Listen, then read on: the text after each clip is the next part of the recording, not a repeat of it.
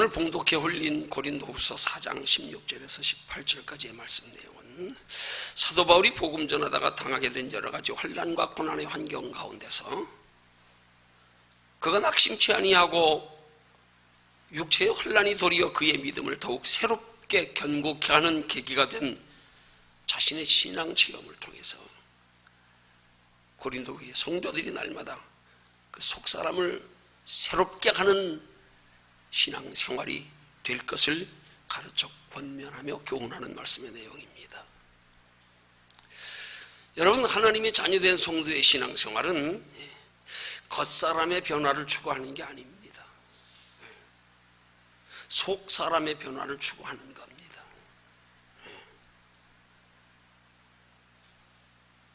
겉사람의 만족과 행복을 추구하는 게 아니라 속사람의 만족과 행복을 추구하는 게 우리의 신앙생활의 목적인 겁니다. 그렇다고 해서 겉사람의 변화와 만족을 추구하는 것이 전혀 아니라는 말씀이 아니라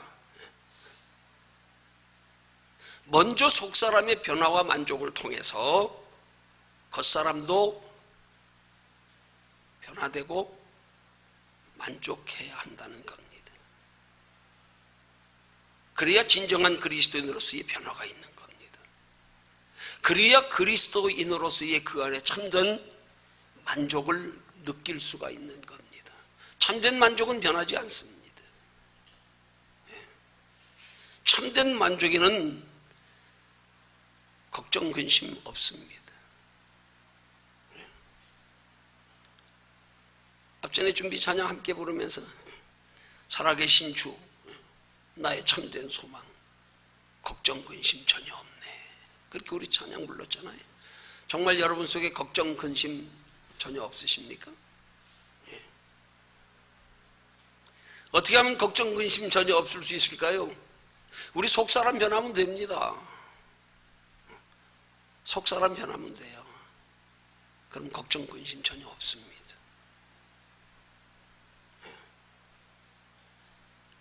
서론적인 말씀이었습니다만, 오늘 이 시간 본문을 통해서 살펴볼 영적인 교훈의 내용은 먼저 첫 번째로는 겉사람과 속사람은 어떻게 다른가, 여기에 대해서 우리 살펴보고요.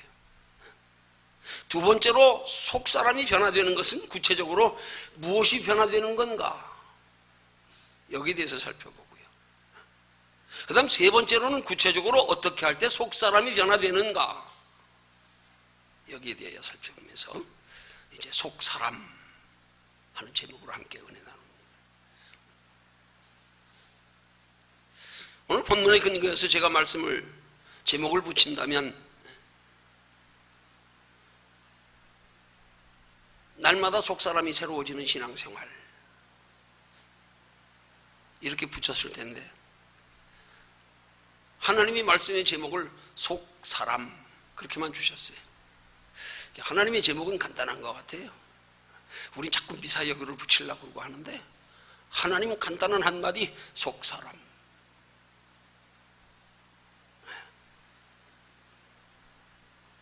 이 속사람이 어떤 사람일까?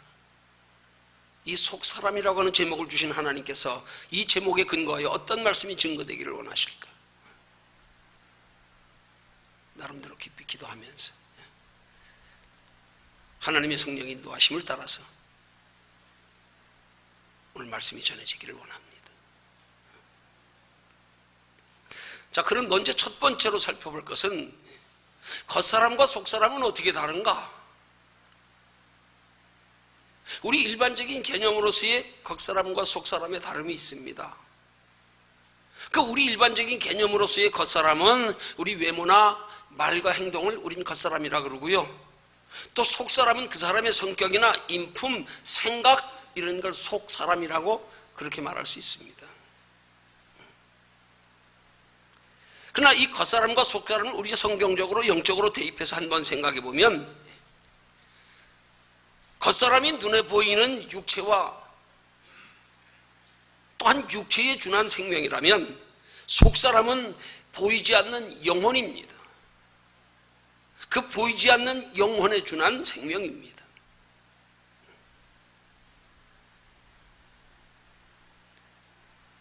겉사람을 잠깐의 생명이라고 하면 속사람은 영원한 생명입니다. 겉사람이 외형적인 사람의 모습이라면 속사람은 하나님의 형상입니다. 하나님 자신입니다. 우리 안에 거하시는 하나님, 그가 우리의 속사람인 거예요. 겉사람이 육체로 존재하는 제한된 짧은 기간 동안의 생명이라면 속사람은 영혼으로 영원히 존재하는 그런 생명입니다. 이 영원히 존재하는 생명이 우리 생명의 본질입니다.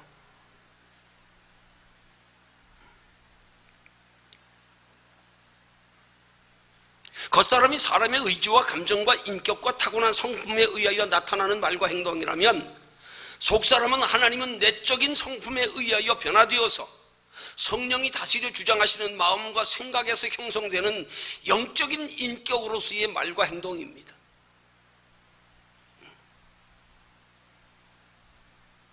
하나님의 자녀된 성도가 신앙생활하면서 근본 마음이 변하지 않고 말과 행동만을 통해서 선하고 착한 것을 나타내는 것으로의 겉사람에 변하는 것은 그건 겉으로 신앙의 형식만 갖춰진 외식일 뿐입니다.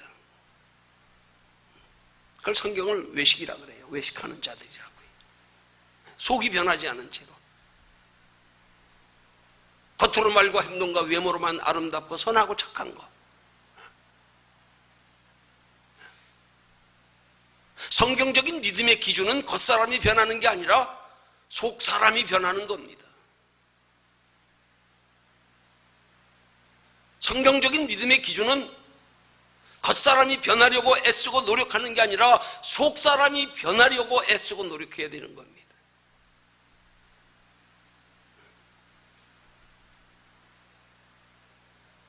먼저 속사람이 변화되는 것으로 변화된 속사람에 의하여 나타나는 말과 행동이 그게 믿음인 거예요.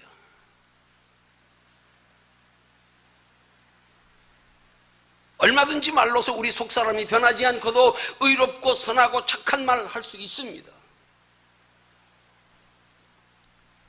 그러나 그건 하나님 보실 때 믿음이 아닙니다.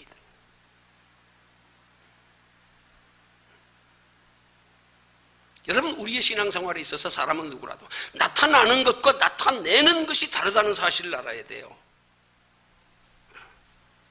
그 나타내는 것과 나타나는 것의 차이가 바로 율법과 복음의 차이입니다.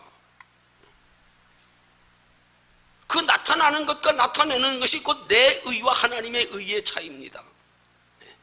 나타내는 건 율법입니다. 그건 내 의입니다. 나타나는 건 복음입니다. 그게 하나님의 의입니다. 나타내는 건 내가 하는 겁니다. 나타나는 것은 내 안에 하나님이 하시는 겁니다.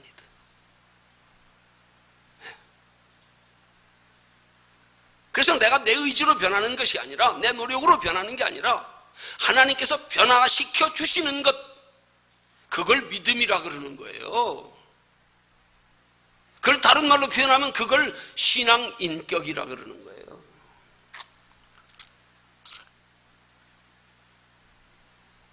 우리 사람의 인격과는 차이가 다르단 말이에요. 이걸 분별할 줄 알아야 됩니다. 이걸 분별하지 못하면 자꾸 믿음을 사람의 인격에 준해서 판단하게 된단 말이에요. 그런 인격적인 면에서는 우리보다 예수 안 믿는 사람들, 더 인격적으로 선하고 의롭고 착한 사람들 많습니다. 그게 믿음의 기준이 아니란 말이에요. 내 의지로 행하는 신앙생활이 율법인 것처럼, 그러나 성령의 인도하심을 따라 행하는 신앙생활은 이게 복음이란 말이에요.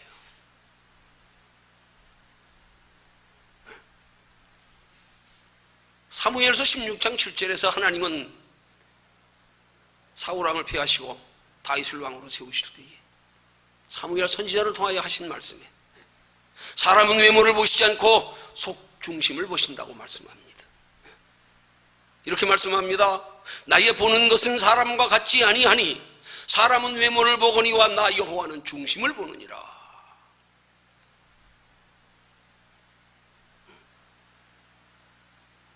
여러분, 그리스도인들은 속사람이 변하고 나서 그 다음에 겉사람이 변해야 진짜 변한 거예요.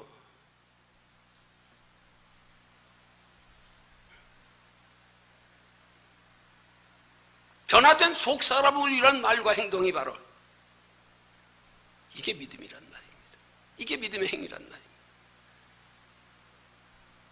그런 믿음의 행함이 가능하도록 하기 위해서 하나님은 빌립보서 2장 13절의 말씀에서 우리에게 그렇게 말씀하는 거예요. 너희 속에서 행하시는 이는 하나님이시니, 이 말은 달리 표현하면 너희 속에서 행하시는 이가 하나님이 되게 하라.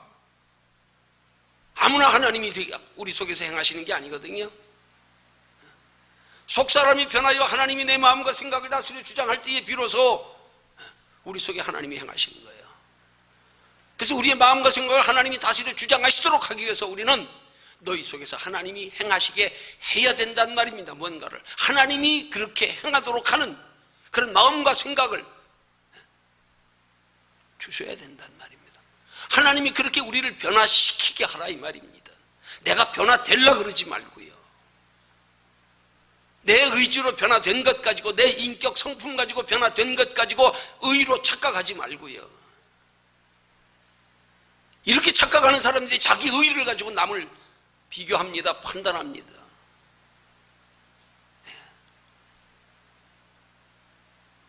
이걸 바로 알아야 돼요.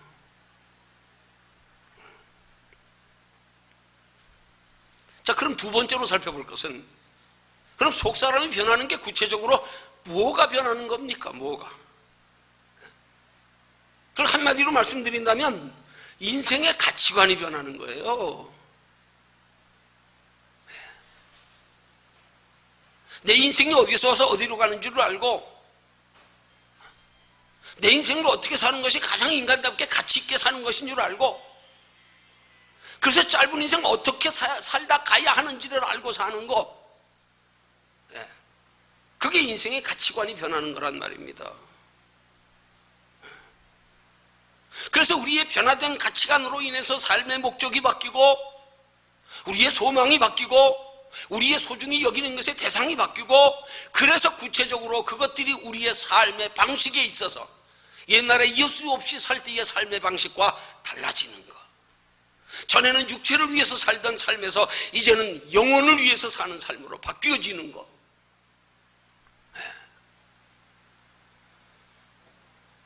이게 속사람이 변하는 거란 말입니다.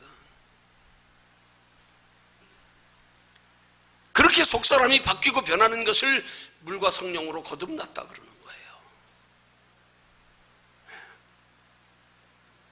그렇게 속사람이 바뀌는 것으로, 변화되는 것으로 거듭나지 않으면 예수님이 요한복음 3장 3절과 5절에서 친히 말씀하시기를, 사람이 거듭나지 아니하면 하나님의 나라에 들어갈 수 없고, 5절에서는 물과 성령으로 나지 아니하면 하나님의 나라를 볼 수도 없느니라 하고 말씀합니다. 속사람이 바뀌는 것으로 거듭나지 않으면 하나님 나라 들어갈 수 없다, 하나님 나라 볼 수도 없다, 예수님이 친히 하신 말씀이에요. 신약 성경에 예수님이 친히 하신 말씀은 전부 빨간 글자로 써 있죠.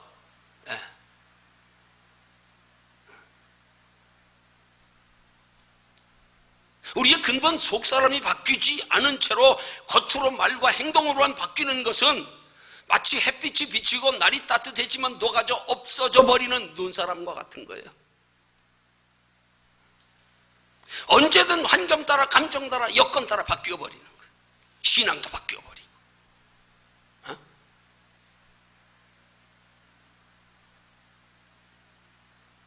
그렇게 환경 따라, 감정 따라, 여건 따라 바뀌는 신앙은 생명의 근본인 속사람이 바뀌지 않은 거란 말이에요. 속사람이 변화되지 못한 거란 말입니다.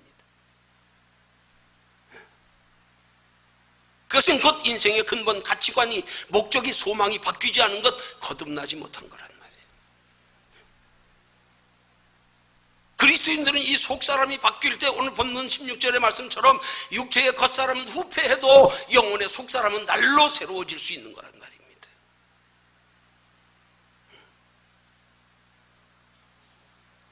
육체의 겉사람은 세월 가고 나이 들어 늙어 후패해져도 오히려 나이 들어 늙어갈수록 영혼의 소망은 더욱 새로워진다 이 말이에요. 그 영혼의 소망이 날로 새로워지는 것이 무엇이냐면 우리 겉사람일 때의 소망과 속사람일 때의 소망이 달라지는 거란 말입니다. 달라지는 거란 말입니다.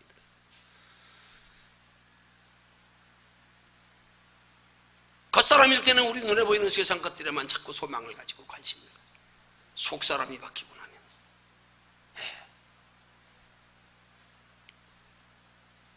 소망이 달라진단 말이에요.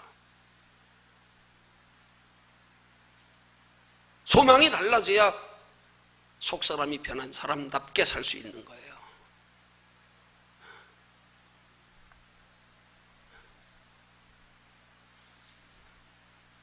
영혼의 소망 두고 살아가는 삶일 때 그리스도인다운 삶이 가능한 거예요.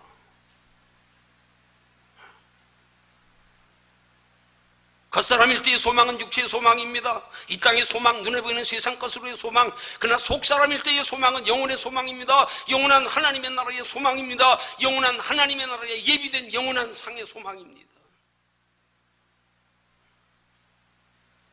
단순히 예수 그리스도를 믿는 것으로 구원으로의 영혼의 하나님 나라의 소망만 가지고 부족합니다. 예수 그리스도를 믿어 영접하고도 남은 여생 하나님 나라의 소망 두고 살아가는 능력 있는 삶 살 수 없어요.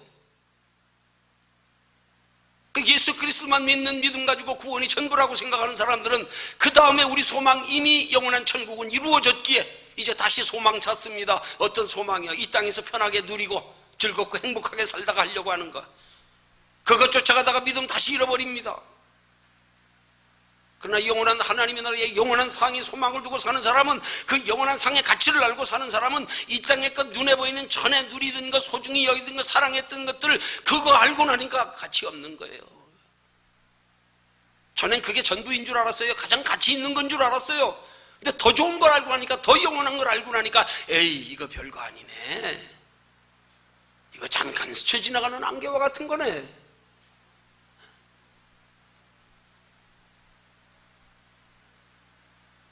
그래서 영혼의 소망 두고 천국에 들어가는 소망만 가지고 신앙생활하는 것 가지고 부족하기에 주님은 우리에게 너희 보물을 하늘에 쌓아두라고 말씀하는 겁니다. 영원한 하나님의 나라에 예비된 상을 바라보고 신앙생활해라. 그래야 뭔가 목적이 있어야, 목표가 있어야 그 목적을 이루기 위해서 때로는 육체로 조금 힘들고 어려운 것도 참을 수 있고요, 인내할 수 있고요. 그것 때문에 이 땅이 힘들고 어려울수록 소망은 하나님의 나라에 더 커지고요. 이렇게 될 수 있는 거죠. 구원에만 소망을 가지고 살아가는 그리스도인들은 세상에서 힘이 없어요. 힘이 없어. 구원받은 것으로 끝. 복이나 받고 잘 먹고 잘 살다 가면 돼. 아이, 너무 깊이 들어가지 마, 골치 아파. 뭐 이 정도면 됐지, 뭐 예수 믿고 구원 받았는데 뭐 적당히 살다 가지.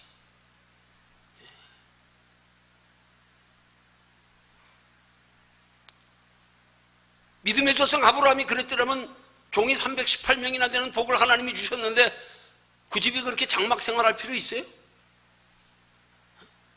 성경은 아브라함이 장막 생활했다고 기록하고 있어요. 조카 롯은 삼촌과 헤어져서 물이 넉넉하고 풀이 풍성한 소돔성을 선택하여 가서 거기에 집 짓고 뿌리 내려 안주하여 살았습니다. 근데 아브라함은 3대에 걸쳐서 장막 생활했다 그랬어요. 하나님 나라의 장래의 기업을 바라보고.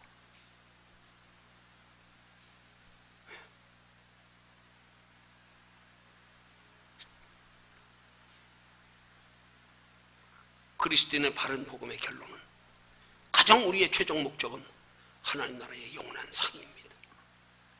바울이 그 상을 알았기 때문에 그 모진 고난 가운데서도 그의 복음 전하며 선교하는 일에 도와줄 사람이 없어서 자기 스스로 천막을 지어 팔아가면서까지라도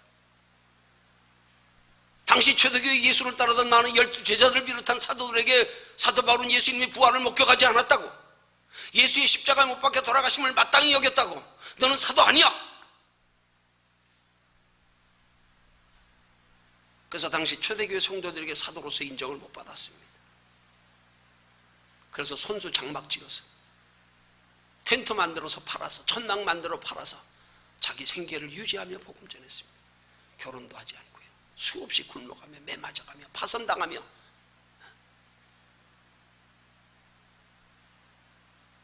여러 번 돌에 맞아 죽을 상황에 이르고, 그럼에도 불구하고 내가 한 일 그동안 다 잊어버리고 아직 다 이루었다 함이 아니다. 내가 앞에 있는 것 표대를 향하여 부름의 상을 향하여 쫓아가노라. 거기가 우리 신앙생활의 궁극적 목적지입니다. 거기까지 이루려고 하지 아니하고 예수만 믿는 것 가지고 다 됐다고 하는 그리스도인들이 그때부터 변질은 시작되는 거예요. 머물러 있으면, 물은 가만히 흠지기지 않으면 썩기 시작합니다.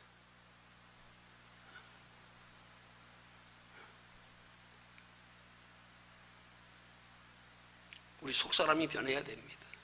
그게 신앙입니다. 속사람이 변하는 게 신앙이에요. 근데 중요한 거예요. 그 속사람을 우리가 바꿀 수 없다는 사실이에요. 이걸 똑바로 알아야 됩니다. 하나님이 바꿔주셔야 됩니다. 우린 바꿀 수 없습니다. 우리 힘으로 바꿀 수 없습니다. 그 신앙생활은 내가 바꾸는 게 아니라 하나님이 바꿔주시게 하는 겁니다. 근데 우리는 종종 신앙생활하면서 하나님이 바꾸어 주시게 하는 노력에는 관심 없이 소홀히 하면서 내가 나를 바꾸려고 하는 노력에는 얼마나 그렇게 하는지 몰라. 사람 의식하고 때로는 자존심 가지고 그래가지고 되지도 않으면서 해보니까 되든가요? 여러분이 바꾸려고 노력해보니까 바꿔지든가요? 근데도 여전히 내가 바꾸려고. 작심삼일이라는 말 있잖아요. 사람은 조석변이라는 말 있잖아요. 감정 따라, 기분 따라, 환경 따라. 그러다 안 되니까 부끄럽고 창피하고 자존심 상하고 마귀한테 까불림 당하고. 왜 그래요? 내가 바꾸려고 그래서 그래요. 내가 하나님이 바꿔주시게 하면 되는데, 적어도 하나님이 바꿔주시게 하는 신앙생활은 나 자신의 연약함을 인정하고 들어가는 거란 말이에요. 나는 할 수 없다는 사실을 하나님 앞에 고백하는 믿음의 표현이란 말이에요. 자기 자신의 실체를 너무 자기 자신이 잘하는 그런 우리 마음의 자세란 말입니다. 그런 사람은 자기 자신에 대하여 부끄러워할 것도 없어요. 뭐 그게 내 모습인데 뭘 꼴난 인격 가지고 뭘 그렇게 비교하고 따지고 재고 판단하고. 그게 내 모습인데 뭘. 그러니까 하나님 앞에 바꿔달라고 부탁하지. 그걸 똑바로 아는 사람은 내가 고치려고 하지 않고 하나님께 바꿔달라고 구한다고요. 바꿔달라고 구할 생각을 안 하고, 내가 하나님이요, 내가 바꾸려고 그러다 넘어지고 자빠지고 교만해지고 남 판단하고 비방하고 나보다 못한 사람 우습게 여기고, 또 그런 사람들이 나보다 잘난 사람 보면 그 앞에서는 또 껍벅하네.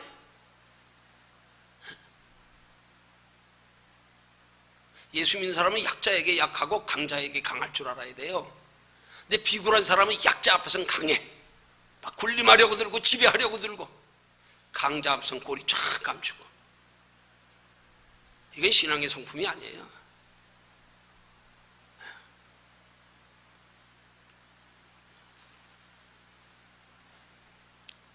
우리의 속사람이 날로 새로워져 가는 게 그걸 변화라 그러는 거예요. 속사람이 변하는 거예요. 그게 신앙 성장이에요. 머리로 아는 거 가지고 신앙 성장 아니에요. 그걸 성화되어 간다 그러는 거예요, 신학적으로요. 거룩한 하나님의 속사람의 성품이 변해가는 거 성화되어 간다 그러는 거예요. 그러니까 우리의 신앙생활의 목적은 날마다 우리의 속사람이 변화가기를 힘쓰는 거란 말입니다.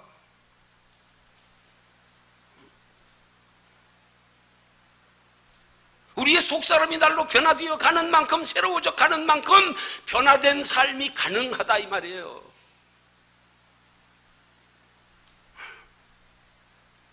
그럴 때 그 결과가 이 땅에 사는 동안의 육신의 복이고요, 마음의 평안이고요, 장차 하나님 나라의 영원한 상까지 받게 되는 거란 말입니다. 근데 많은 그리스도인들이 속사람의 변화의 필요성도 모르고, 속사람이 어떤 건지도 모르고, 왜 속사람이 변해야 하는지도 모르고, 속사람이 변할 때 우리에게 다가오는 결과의 엄청난 축복을 알지 못하니까 기껏 이 땅에서 육신의 복이나 받으려고 그러고, 예수 믿으면서도 마음만 평안하면 됐고, 하나님 나라의 영원한 상에 대한 관심도 없고, 우리 속사람이 변화되는 게 얼마나 가치 있는 건지, 얼마나 복된 건지, 이게 똑바로 깨달아 알아줘야 된단 말입니다.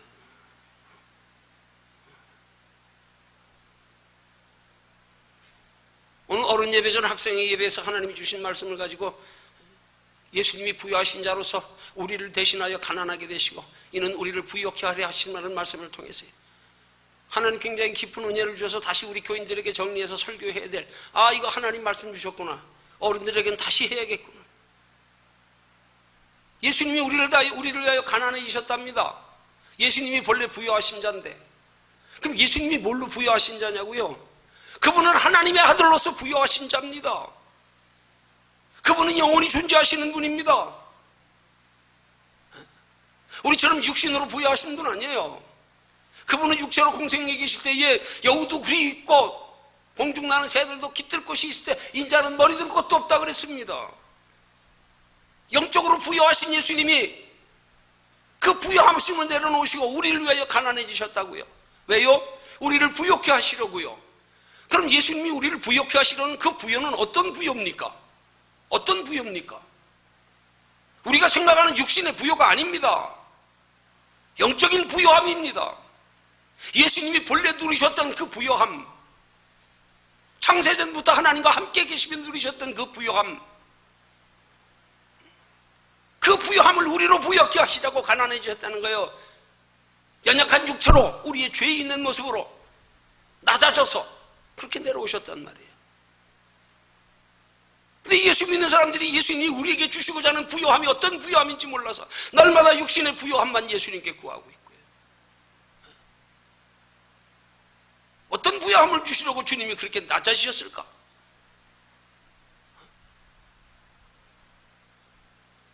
이 부유함의 가치를 모르니까, 예수님이 어떤 부유함을 주시려고 오셨는지도 모르고, 예수님이 우리에게 주시려고 하는 그 부유함의 가치도 모르니까 날마다 육신의 부유함에 관심만 가지고 살아가면서, 그 부유함을 주님이 주시려고 오셨는데 어떻게 하면 그 부유함을 누릴 수 있습니까? 그냥 예수만 믿으면 됩니까? 아닙니다. 그 부유함은 구원이 아니에요. 구원은 예수님이 일방적으로 우리의 의지와 상관없이 창세전부터 우리를 선택하셨다 그랬어요.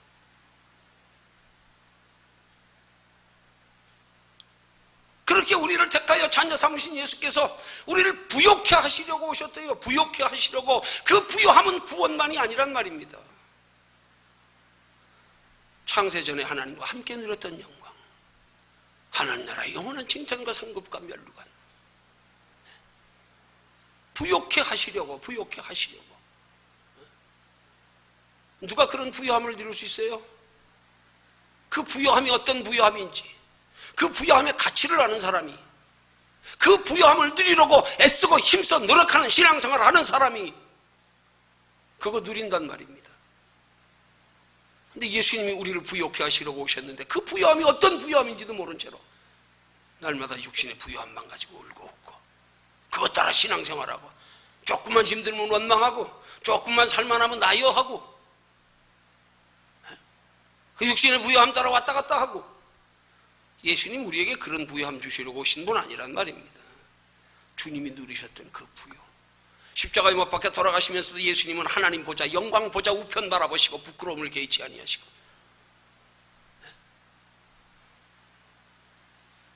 자, 그러면 마지막 세 번째로 어떻게 할 때 무엇으로 하나님께서 우리의 겉사람을 속사람을, 이 겉사람을 속사람으로 바꿔주시는가? 어떻게 할 때? 이게 우리 신앙의 기본이란 말입니다.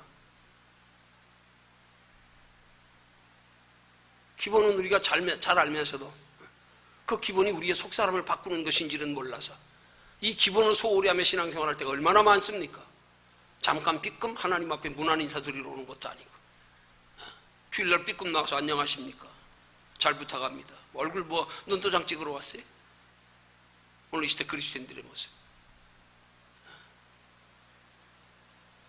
어떻게? 무엇으로? 어느 때 바꿔주시는 거예요?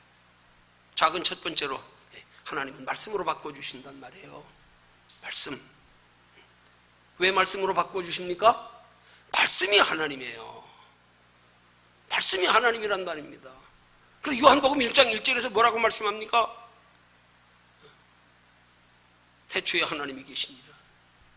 그 말씀이 하나님과 함께 계셨으니 곧 그 말씀은 하나님이시라.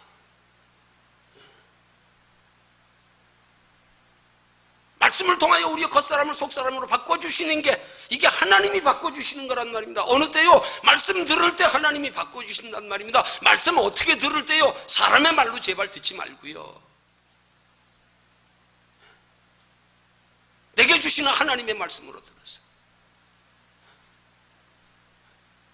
속사람이 바뀌어지는 게 얼마나 귀하고 가치 있는 것인지를 알고 말씀 들을 때 바꿔주신대. 귀 기울여 간절히 사모하여 내게 주시는 말씀으로.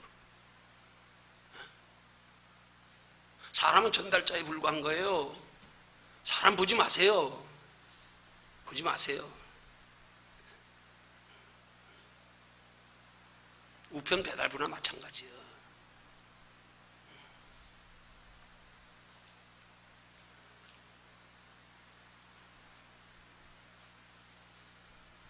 내게 주시는 말씀으로 받을 때 하나님 자신이 말씀하시는 것으로 받아들일 때 하나님께서 우리 겉사람을 속사람으로 바꿔주시는 줄로 믿으시기를 주님의 이름으로 축원합니다. 작은 두 번째 어떻게 바꿔주세요? 기도할 때 바꿔주시는 거예요. 기본이지요, 그죠? 기본. 너무 잘 알지요, 다 아는 말씀 뭐하러 해요? 다 아는데 과연 그렇게 하고 있습니까? 그러니까 어떻게 기도할 때 바꿔주시는지 똑바로 알고 기도해야 바른 기도가 되지요. 뭘 기도할 때 바꿔주시겠어요? 가장 근본적으로 우리가 가장 중요한 기도의 태도, 하나님 나 좀 속사람 좀 바꿔주세요. 나 좀 겉사람의 속사람 좀 변화 좀 시켜주세요. 이게 얼마나 중요한 기도 제목입니까? 이게 엉뚱한 기도만 하고 있네, 날마다. 하나님 내 인생의 가치관 좀 바꿔주세요. 속사람 좀 변화시켜주세요. 날마다 엉뚱한 것만 구하면서 구해도 응답이 없다고 원망하고 불평하고 불신앙하고, 에이 기도해봐야 소용없어. 왜 기도해도 응답이 없습니까? 너희가 구하여도 얻지 못하면 정욕으로 쓰려고 잘못 구하면 너희 구하는 게 잘못돼서 그래. 잘못돼서 뭘 구하냐 이 말이에요. 지금 기도로 날마다 육신의 것만 구하고 속사람이 바뀌어지기를 구해야죠. 속사람이 바뀌어지면은요, 그게 요한 3서 2절의 축복의 원리 아니에요. 사랑하는 자여 내 영혼이 잘됨 같이 내가 범사에 잘되고 강건케 되기를 내가 원하노라. 영혼이 잘되면 따라서 범사에 잘되고 강건케 돼요. 영혼이 잘되기만 먼저 구하면 범사에 잘되고 강건케 되는 건 따라와요. 근데 영혼이 잘되는 관심도 없이 소홀히 하면서 범사에만 잘되고 강건케 되는, 기도하니까 야 너 틀렸다 순서가. 겨울이 지나야 봄이 오지.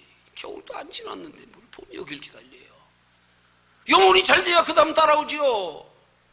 그 영혼이 잘 되는 걸 우선으로 더 신경 쓰고 더 관심 가지고 더 거기에 시간, 노력, 힘, 관심 집중해야 되는 거 아니에요. 이거 안 하면서 왜 하나님을 불신합니까? 그게 하나님 탓입니까? 그것 때문에 하나님 없대. 그것 때문에 기도 자체를 불신해버려. 야, 기도해봐야 소용없다. 바르게 구해야 하나님이 응답하실 거 아니겠어요? 영혼이 잘 되기를 구하면, 속사람이 변화되기를 구하면, 하나님의 자녀답게 믿음으로 살아가는 삶에 때를 따라 부족함이 없도록, 어린아이가 부모가 뭐 가지고 채워주는지 알 거 뭐 있어요. 그냥 부모 말 잘 듣고 그냥 부모가 시키는 대로 잘하고 공부 잘하면 되지요. 우린 자꾸 무언가 하나님이 주는 건 내가 확인하고 내가 판단하고 이러고 앉았으니까. 꼭 기도하면 내가 구하는 시간, 내가 정한 시간에 응답이 있어야 돼. 없으면 없다는 거예요. 구했으면 알아서 하나님이 때 돼서 영혼에 유익될 때 함께 주시지 않겠어요? 내가 시간 다 정하고 방법 다 정하고 내가 원하는 거 다 정해놓고 그만큼만 주면 더 원망하고. 기도는 그렇게 하는 게 아니에요. 기복적인 신앙의 기도. 그게 아니란 말입니다.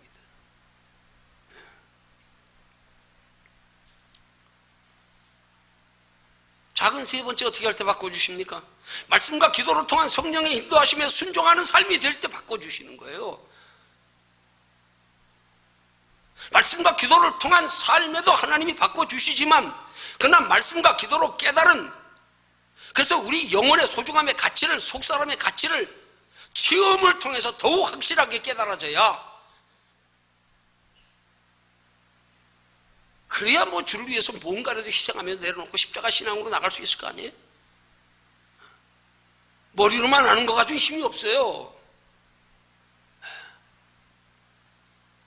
하나님이 내 속에서 깨닫게 하시고 마음 주시는 것만 가지고도 힘이 없어요. 그거 약하면 마음은 오는데도 육신이 약해서 못 하잖아요. 거기에 체험이 더해져야 된단 말이에요. 체험이 더해져야 돼요. 그래야 변화된 속사람으로서의 능히 승리하는 신앙생활. 동남풍아 불어라, 서북풍아 불어라, 가시밭에 백합화 예수 향기 날린다. 이 땅에 알고 보니까 별거 아니네. 별거 아닌 거 가지고 울고 웃고 살았네. 주여.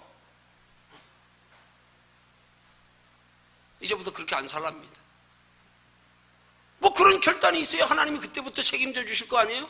너 이제부터 나를 위해서 살겠다고? 알았어. 이제 내가 책임 안 지면 이제 원망 듣겠네. 하나님이 책임져 주실 수밖에 없도록 맡겨보셨냐고요. 그렇게 맡기지도 않고 하나님 탓하고. 잘 되면 내 탓, 못 되면 조상 탓이라고요. 예수 믿는 사람 조상 탓은 안 하지요. 하나님 탓하지. 그게 아니란 말입니다.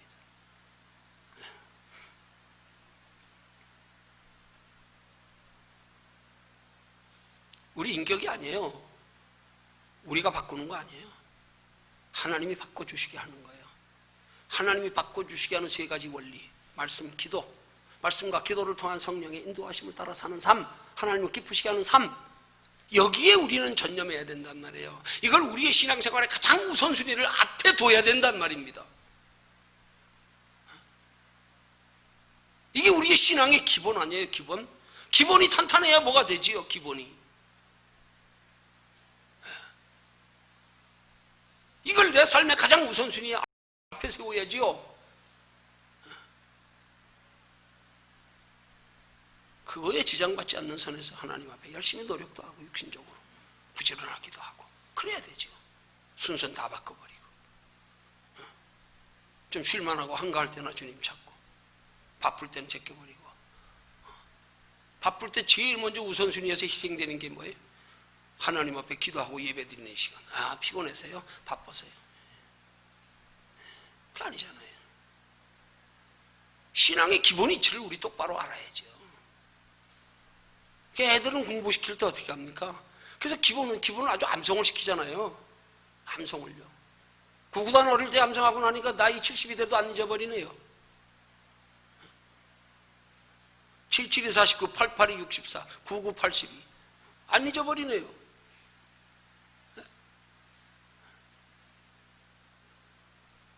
말씀의 기본을 똑바로 심어놔야지요. 말씀의 기본을. 기도의 훈련은 똑바로 받아놔야지요.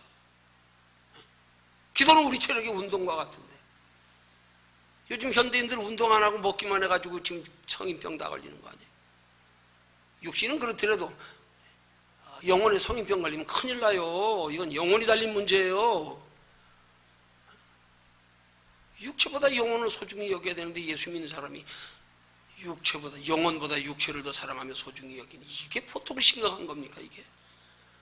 아휴, 우리 깊이 알면 걱정돼서 잠 못 자야 돼요.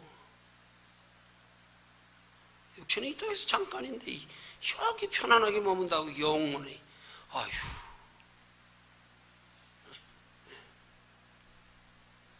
결론 맺습니다. 하나님 나라의 거룩하고 영원한 소망을 말씀과 기도로 성령의 인도하심을 따라 행하는 신앙생활로,